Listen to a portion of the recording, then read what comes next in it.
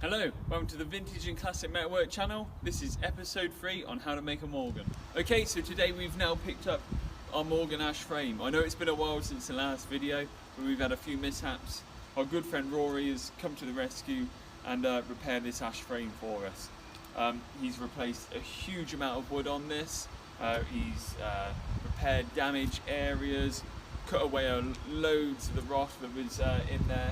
He's re-glued all the joints, and I'm going to show you how he's got to this end result. And this is now perfect and ready for us to start paneling.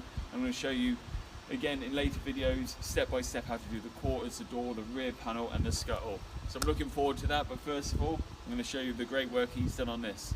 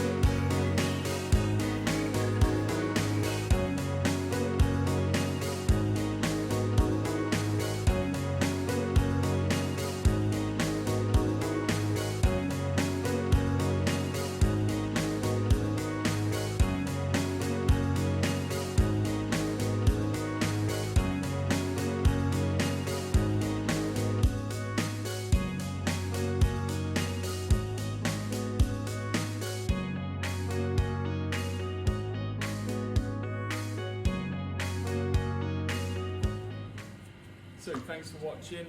This video is literally just sort of chucked together just to get an idea of what's happened. We have missed a few bits out. Rory got a bit carried away and didn't film everything, which is not a problem. It gives you a good enough idea of the work that's involved. It's a huge amount of hours he put in that job, and it's come out top notch. Really happy with it. As you can see, we've stained it and the stains died down. Really happy with how it looks now. And yeah, the next video will be paneling it. Probably start with the quarter panels. Hopefully that's not too far away. And yeah, so please like, comment, subscribe and all that malarkey, and I'll see you in the next one. Ciao.